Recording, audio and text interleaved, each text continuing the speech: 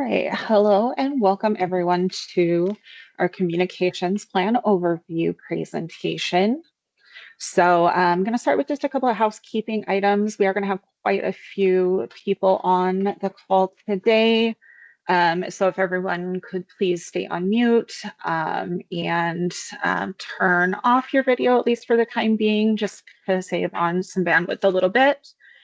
I will start with just some introductions. My name is Lori Peck. I am the Public Health Preparedness Planner here at Southeastern Idaho Public Health. Also on the presentation, we have Paige Ellis, who is our Preparedness Program Manager, and Tabari, who is the Training and Exercise Coordinator. And since this is the communications plan, we are also going to be joined today by Tracy Reed, who is our Community Health Director and the lead PIO, and Dina Solomon, who is the secondary PIO. So they are here to help answer the more focused questions. So this presentation is being recorded, so this will be accessible to anybody who was not able to make it or wants to review it again. We will also be compiling some notes and a summary of the presentation. And after we do the presentation, we're going to have a Q&A section. So we'll go through the presentation, and if people want to drop a question into the chat, you can, and we'll answer them when we get to that point. So we'll go ahead and get started. So the purpose of our communications plan is kind of twofold. So this is something that covers the way we communicate with the public, and this is not limited to during emergency situations. This plan is designed to be kind of broader in scope so that anyone from Southeastern Idaho Public Health can use these principles. And hopefully some of the concepts that we talk about today will be things that some of you might want to incorporate into your own plans. So we'll talk about public communication and message composition. Then we'll also talk about our partner communication during emergencies, including the situation reporting, and cover the key roles and responsibilities here. So for public communication, there are numerous different methods. The first being press releases, conferences, interviews, kind of the traditional means of communicating with the public. This is something that is typically limited to the PIO or the director or somebody that they designate or approve as an expert on the topic that we are communicating about. And this is not limited specifically just to publications or channels that are within our district per se. There are, for instance, newspapers and news channels that are based out of Idaho Falls that are widely consumed within our district. So we try and encompass some of those. On our own website, there are several different ways that things can be published. So there are long-term or static web pages and blog posts or dashboards. So everything ideally should be date and time stamped. And the web pages, that is typically going to be when it was last updated, and blog posts with the original posting date, and if they are updated, when that happened. This is really good for transparency. If something changes, we want to be clear as far as when that information was current. And then we can also set up dashboards that automatically update. And that is really important for changing situations, for times that we have different case data, things like that for outbreaks.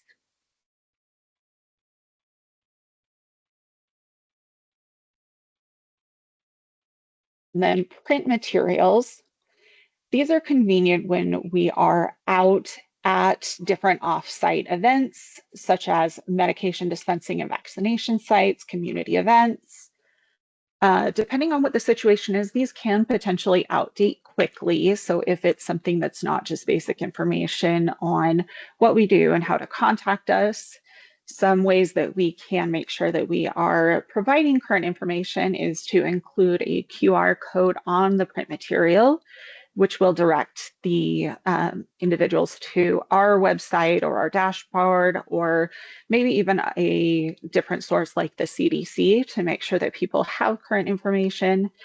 And then for the print materials themselves, it is really important to just review and update them and even reprint them as needed.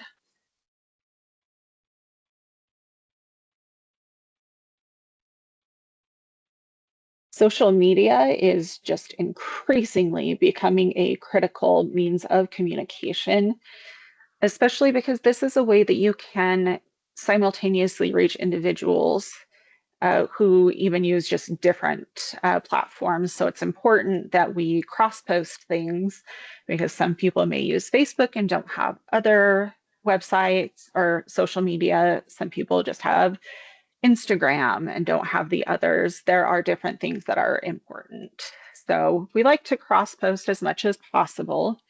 And some things to keep in mind are that there are character limits for certain platforms, and then others truncate the text and just show the first couple of lines of text. So it's important that we use some of the most important information first so that that is what individuals see when they are looking at the post. And they don't have to click see more to expand and get that information. And then whenever possible, we include a reference or a link to that more detailed information. It's nice to still keep social media relatively brief and then just link to those additional sources for people who do want information. And transparency is important also when updating posts. Uh, if there is some incorrect information or something that needs to be updated in a social media post, it is just best practice to explain the change and what the reason for that was. So something like that it was edited to correct the phone number that was included.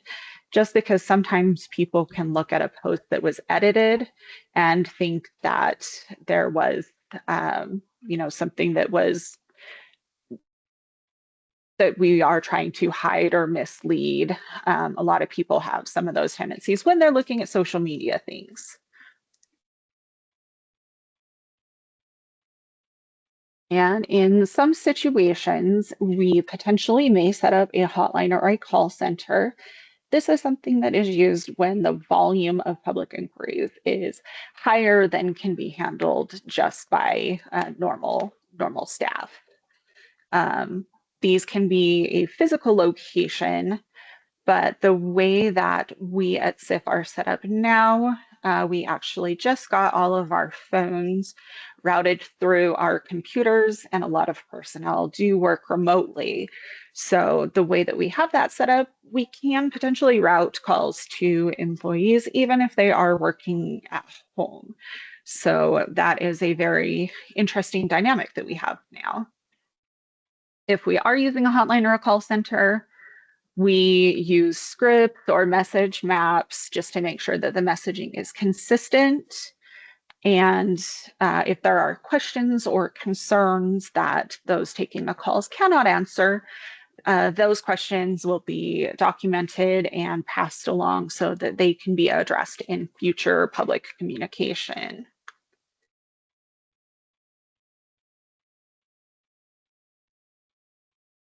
And then for in-person education, this is going to happen during public events or points of dispensing or points of vaccination.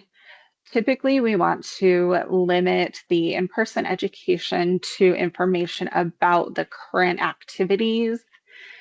We do provide just-in-time training and some pre-approved talking points for the employees who are working at these events, because we don't want to put any of our employees in a position where they may need to speculate on anything. We want to make sure that we are providing just consistent information.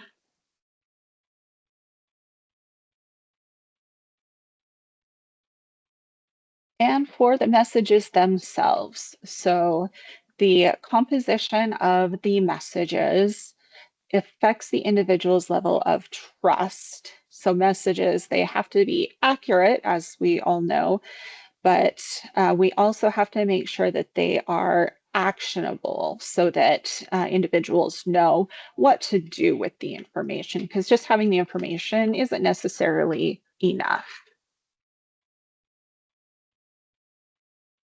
So first thing is accuracy, and this is kind of a concept everyone's familiar with, but the information, it has to be based on the most current knowledge of whatever the hazard or threat is. This may be something that is rapidly evolving, so it is something that we have to proactively seek current information about, and these can be from sources that are international, national, local, or even just from our in-house subject matter expert.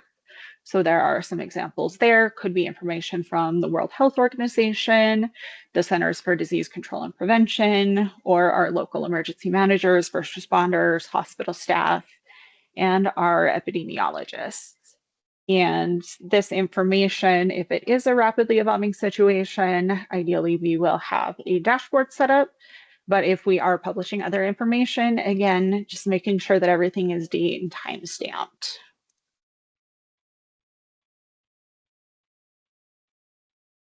Actionability is a concept that maybe not everybody is familiar with.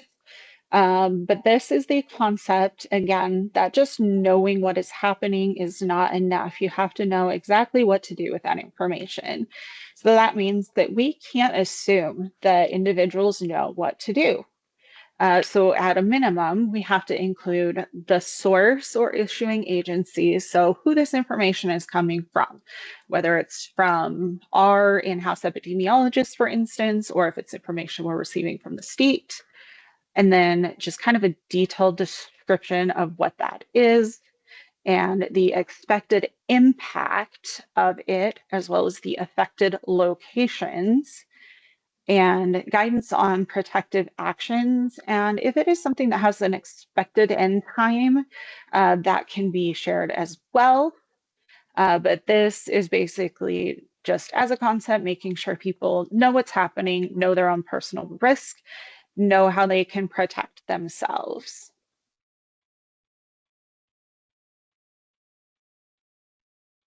And then for that, we also do need to have a special focus on vulnerable and at-risk populations. So in general, vulnerable and at-risk populations include children, older adults, individuals with disabilities and/or access and functional needs, religious, racial, and ethnically diverse backgrounds, limited English proficiency, and pet and service animal owners. But that is not always necessarily the population that is at risk for specific incidents. So for different incidents, we need to be communicating with our subject matter experts to identify anyone who is either within those traditional categories or outside of those traditional categories. And the messages have to include additional actions for those specific individuals to take and or how other individuals, such as their caretakers, can help protect them.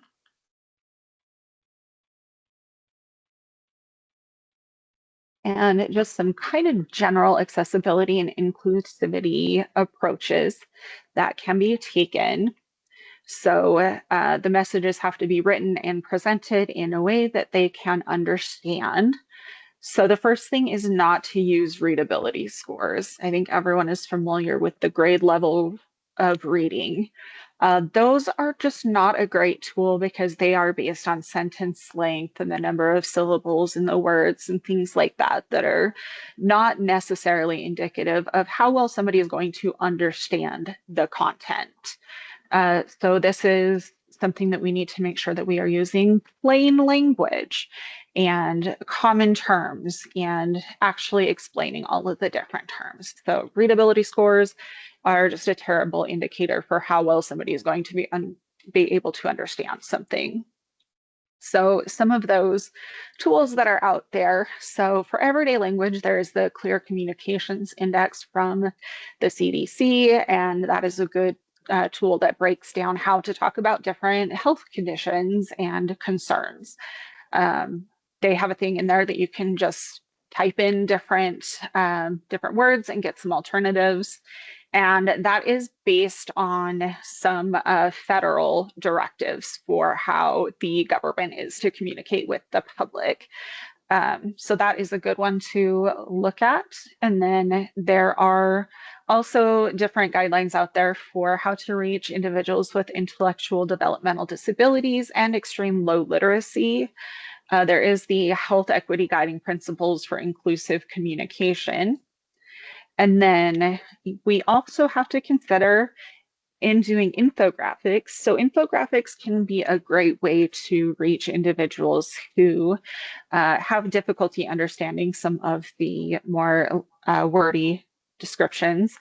But we also have to make sure when we're doing infographics that we check those through like a color blindness simulator based on how the graphic is structured and the different font colors and stuff. For some individuals, they just may not be able to read it all.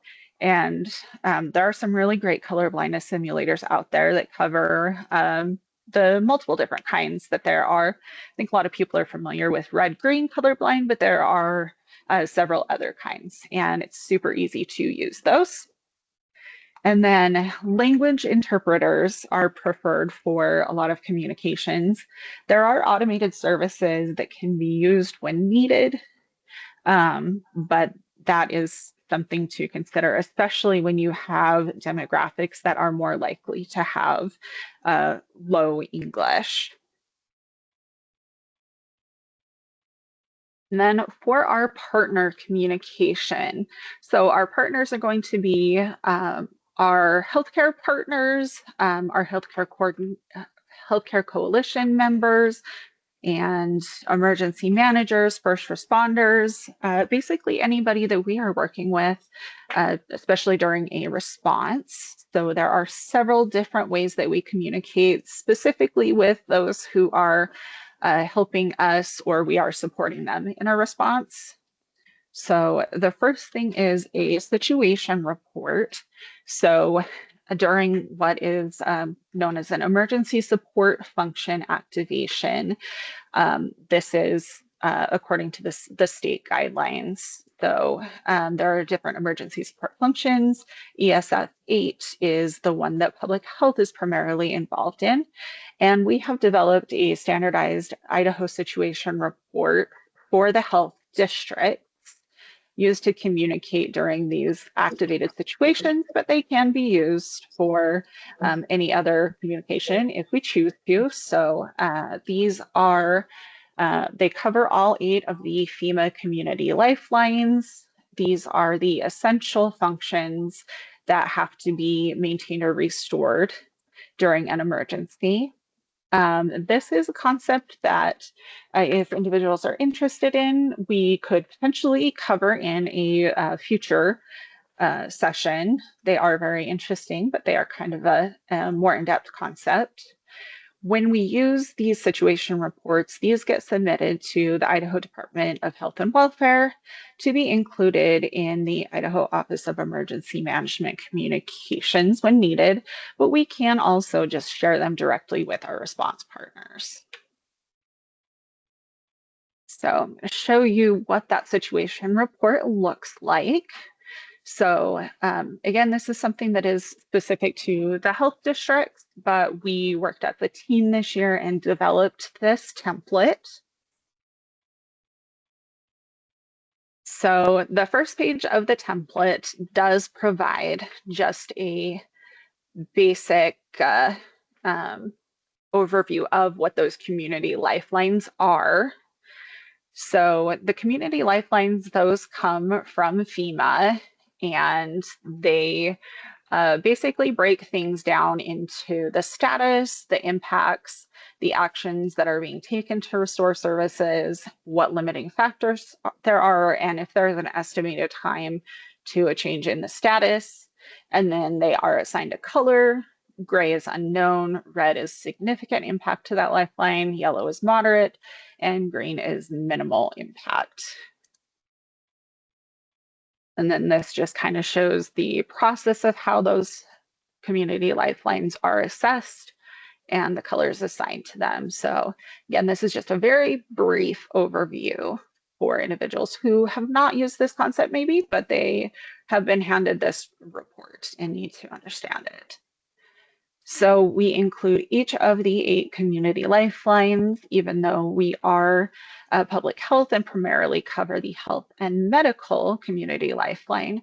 There are potentially other community lifelines that we may be involved in or may be affecting the health status.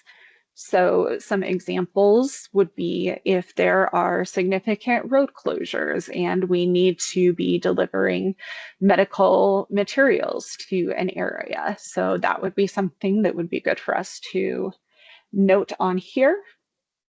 There are also things like there is a waterways that can be included too with the wastewater and the wastewater surveillance. So there are 8 of them, so each of them is included and it has those fields. And then there is more detailed health situation status that is included as well. So this is going to be things like the most important updates. So if there are any emergency proclamations or declarations that have been made, any policy changes, announcements, important media coverage that has come out, any actions that have been completed, and priorities for the current operational period. And then for a lot of the incidents that we would be activated during, we may have epidemiological status. So this is going to include how we define cases and how many cases we have, emergency department visits, numbers of hospitalizations and deaths, and any of the emerging threats and issues, and reiterating the populations who are most at risk. And then we will also report on the health system status, so emergency room availability, if there are any hospitals that are on divert. For instance, in the last year, we've had several hospitals in the area that have had cyber attack incidents. And so that's something important to know, that we may need to be sending patients to different areas. If there are any supply chain impacts, or just letting people know the resources that are available for distribution. If it's kind of a regional thing, sometimes we may have supplies here at Southeastern Idaho Public Health that maybe our neighbors in Eastern Idaho Public Health do not have. So again, this can be shared at the state level. So it's important to kind of have those concepts because we all work together as needed. And then we will also document if there's any resources that we've identified as needed. And then just the general public health guidance. These are going to be things like what individuals can be doing for themselves, and what like congregate living situations can be doing, and then testing and vaccine opportunities so that those can be communicated to different populations.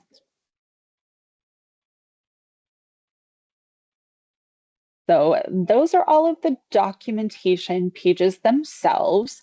The document itself, it does have 2 pages at the end of the document that are the instructions for the individuals who are filling this out. And these do not get included in what is actually published and shared, but we did include these in the same document just to make it easier for the individuals to not have to chase down a second document to know how to fill out the document that they're working on. So these are just instructions on how to fill out the different fields and not to delete any fields that don't apply because they may apply in the future. And it is also good to know that that aspect just doesn't apply now and that it wasn't inadvertently left off. So that's another transparency and consistency thing. So the initial report is pretty straightforward, and then subsequent reports, those changes can be noted by putting the new information in underlined bold text so that that stands out, because each of these will just build on the previous documents. Then there's instructions on how to publish it as a PDF. PDF is ideal to share this. It's easier for people to open on different devices. And then you also don't run into instances where maybe somebody changed something inadvertently when they were sharing it. PDFs are just much better. And the last page, this just includes some pre-sized versions of those icons with the different respective colors, just to make it easier to just copy and paste into those first pages of the document.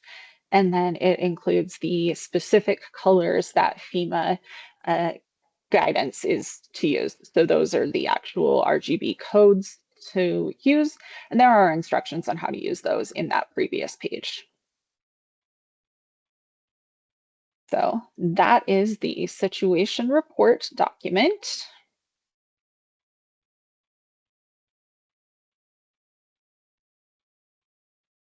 And the next type of document is what we refer to as a situation status update, or a stat. So this is used more when we are just functioning in a supportive role, or if it's less critical information that's being shared. So this is a little less formal, and we can use a similar format, but we might only use the health and medical community lifeline concept. So this is, maybe something that we're kind of just in a monitoring status, or otherwise supporting.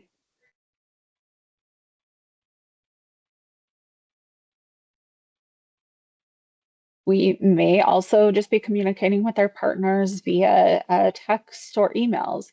So we do have a text-to-all system that we use to send mass texts when needed. This can be something we communicate with our staff or potentially with our response partners if needed. The benefit of this program is that the messages do show as coming from the main SIPH phone number, so people can see that more easily and not think that it is spam if they do not have the number saved necessarily.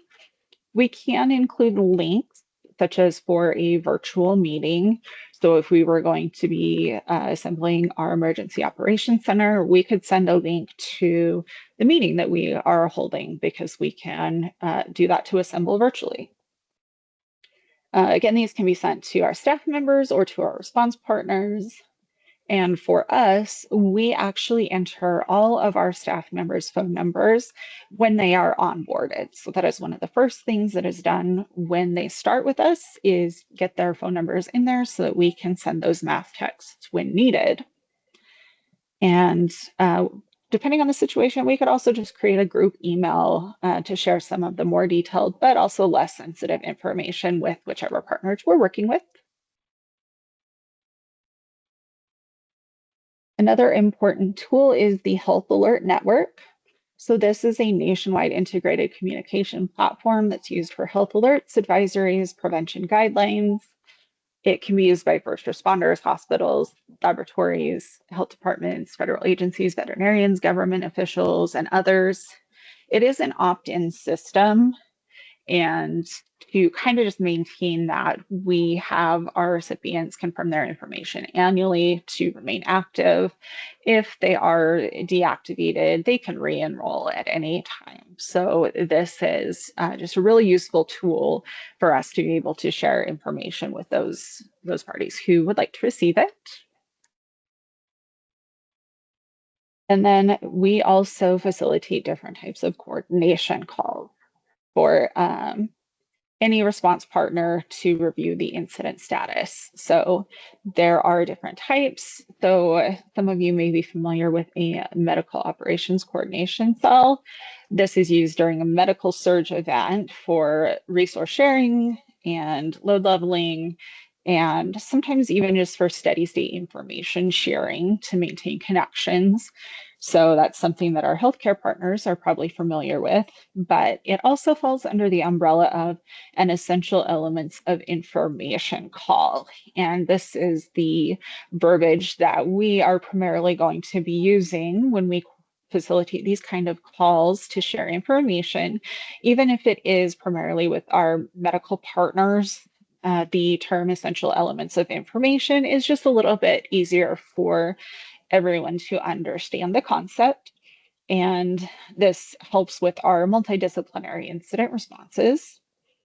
These are things that can be regularly scheduled events or something that is just done on an as needed basis. So, depending on just the situation itself. And now we're going to cover the key roles of who here at SIPH is involved in communication. So again, I mentioned before that anyone here at SIPH can use these principles to communicate with the public, but there are some roles that are specific, especially during an emergency. So the SIPH director is responsible for actually activating and deactivating the plan officially. The SIPH director also approves most of the press releases and other public communication that goes out, and maybe presenting some of that information during a press release or even during, just like a Facebook Live, things like that.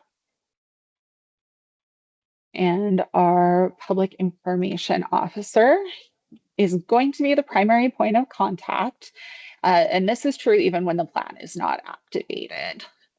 And our PIOs have training and existing relationships with the media and partners. And they do monitor social media, other online platforms, keeping track of misinformation, and then responding to inquiries from the media, the public, and partners. And during an emergency, would participate in a joint information system with the PIOs from partner agencies.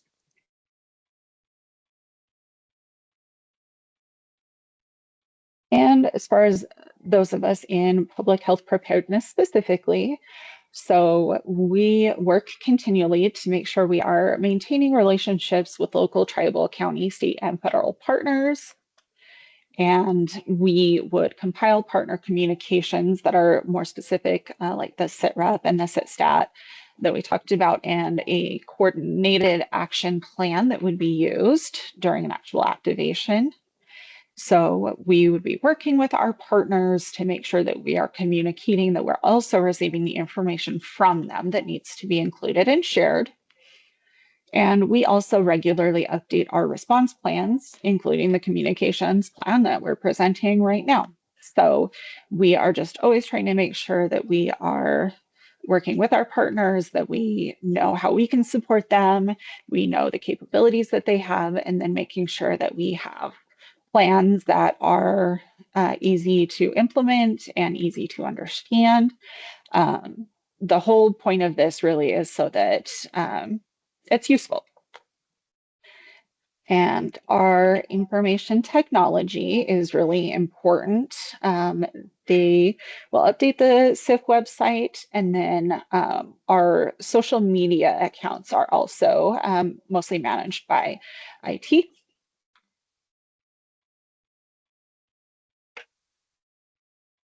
And that is it for the presentation itself.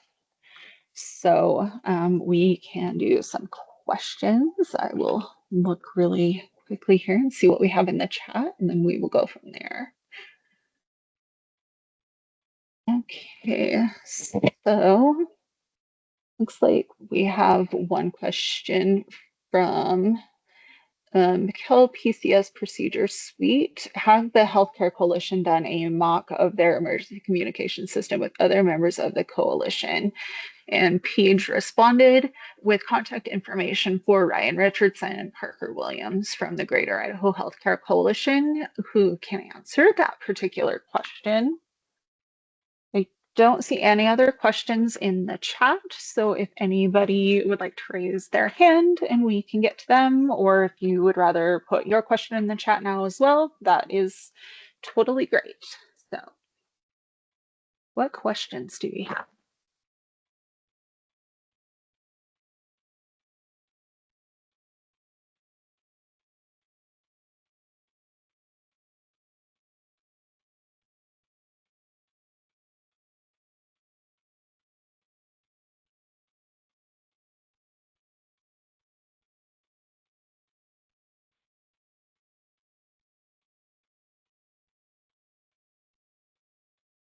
I'm not seeing anything. Somebody has got to have a question about something.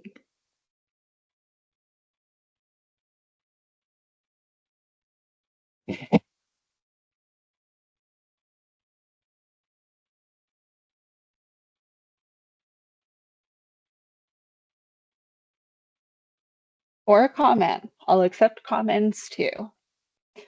I also would like to mention that any of the information in here, we are happy to forward to you if you would like. This is being recorded. We can also send just those resources. We're also willing to share the actual plan information itself because hopefully it is something that everyone can incorporate themselves.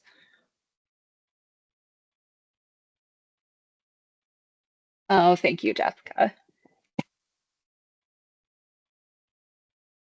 And we do have that QR code there that is for you to provide feedback and also give us your information if you would like us to send you anything. And yes, yes. So if you fill out the feedback there, or you can also I'll leave this slide up for a minute for the QR code, and then I will go to the slide that has our communication information specifically.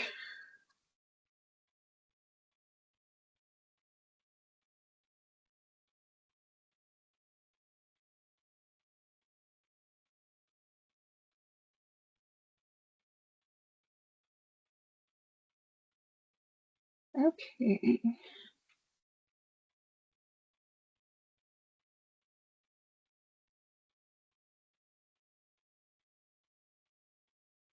Okay.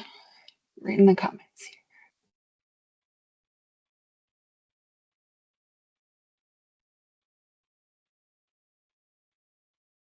here. Okay, so Erica has a question about vulnerable populations and how they are being identified and information updated to reach them in the event of an emergency. So there are several different tools that we can use to kind of pre-plan. So there are different databases. There is like census data that is available. Uh, I'm blanking on actual names, but there are several different mapping tools that that we can use. And then we also are making an effort to try and reach out to our local organizations that represent different vulnerable populations, kind of trying to meet people where they are at. So there's kind of the data focus to try and plan. And then for actual vulnerable populations themselves too, there is also the fact that just different things like Mpox was affecting just a specific population more highly. Maybe Paige could talk a little bit about how some of that information was targeted. She was here for that. I was not here for that particular instance. Um, And I was wondering if I could clarify. So this is Erica. yeah. Okay. And sorry. So I work at LIFA Center for Independent Living here in the Pocatello area.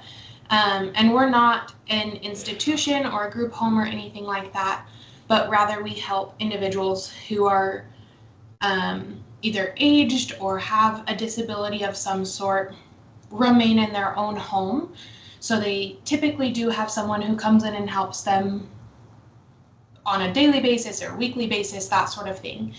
And we try to do as much emergency like preparedness prep information that came from the State Independent Living Committee, or the SILC, that we work with. But I know that we have quite a lot of people that move around, or move to, say they're from Pocatello but they move to American Falls or that sort of thing. But I think all of the information you guys have is really great, and I want to make sure that I'm doing everything in our power as an agency to help you guys execute the plan as best as possible, if that makes sense. Yes, it does. And yes, it would be fantastic if we could coordinate some of that more.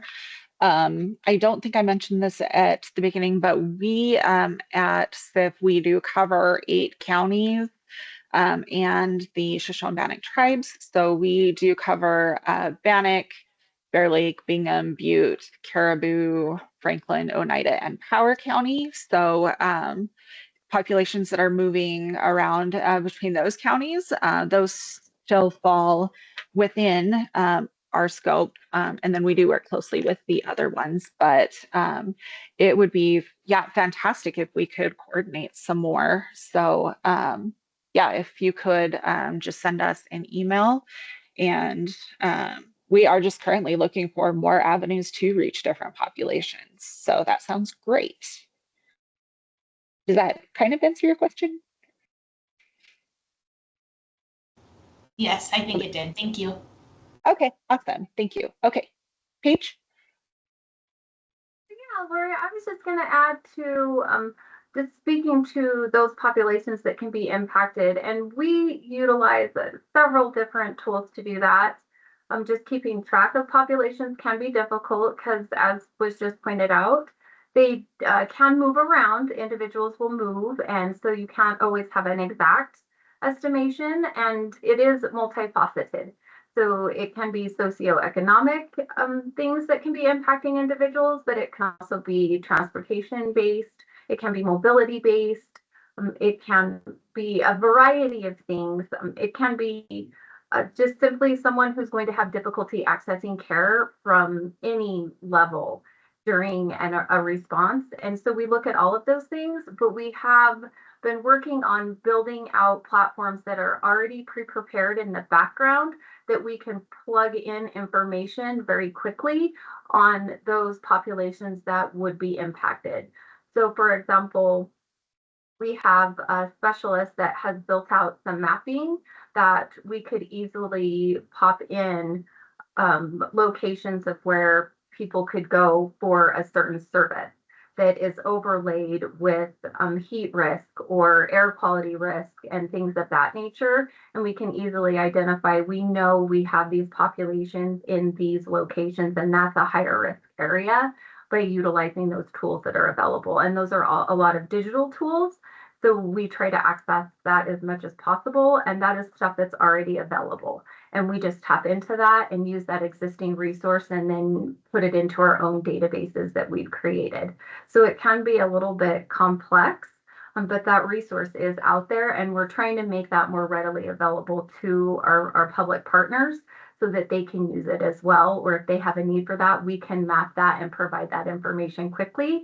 Even though it is available to them, it is not always easily welded and put together, because it does take a type of technological skill to be able to use that data and that information. Thank you, Paige. I just want to add on to that too, that, and I will go back one slide here, and I know that Tabari also dropped the link in the chat.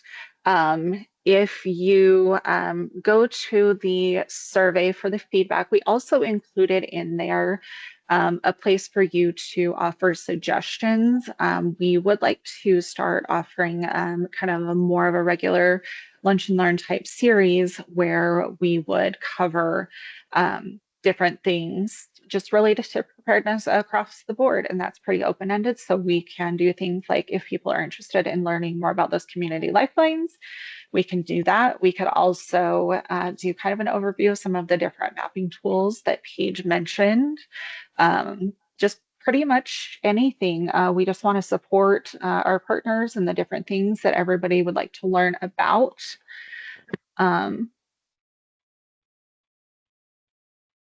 And let's see, I've got one more question from Jessica. The Healthcare Coalition, Paige, correct me if I am wrong, but that is specifically for the healthcare entities, that particular group. Is that correct?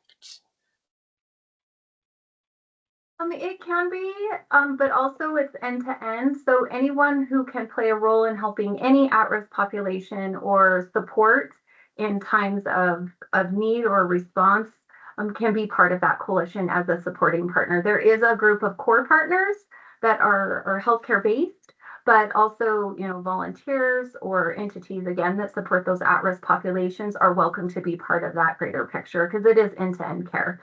So starting from the very beginning, first boots on the ground, all the way up to, you know, hospital care. So if that's necessitated. So I'm reaching out to Ryan and Parker. I dropped their information into the chat earlier. Can get you on board with that healthcare coalition.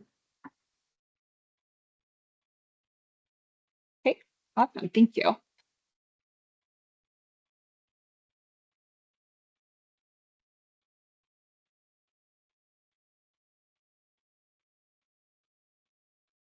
Okay. Was there anything that anybody else wanted to add? Paige, Tabari, Dina, Tracy, was there anything that I missed that you'd like to add? Paige has something? Wondered if you would clarify how you're going to share the information with partners afterwards. There seems to be a lot of requests for that. So if maybe clarifying that would be helpful. Yeah, absolutely. So I can email links to the different resources. If somebody is interested in the actual plan itself, it's a little more in detail, but we can certainly do that. The presentation itself, I am not sure if we'll be able to email it. The file size is probably pretty large, but I think we will try and maybe put it on our YouTube. And then I will also be writing up kind of just more of a summary too. So again, you can either fill out the feedback survey or I'll flip back over here to the contact information again if you would like to email us. Maybe I'll go to the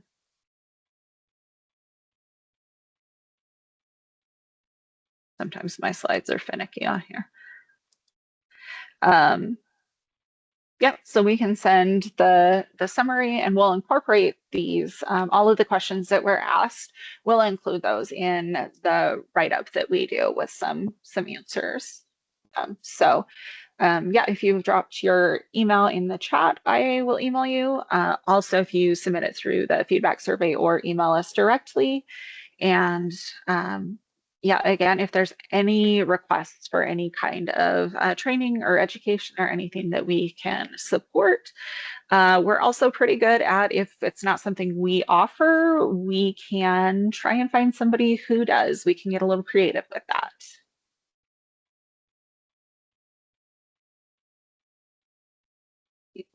Anything else?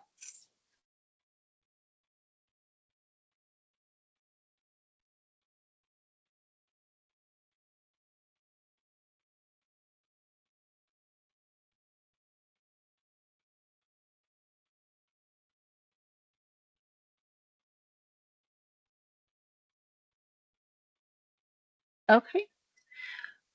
Well, I guess we can wrap that up then. I will stay on for a few more minutes in case anybody has any last minute questions or comments, and I will let everybody get back to their day. I'm sure a lot of you were just kind of on a lunch break, so looks like we are we got about 9 minutes to 1 o'clock. So thank you so much to everybody for attending and providing your feedback.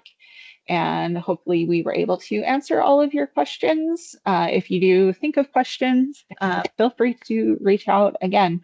I know it's kind of a broad topic, so a lot of information. So thank you, everyone. Thanks, Larry.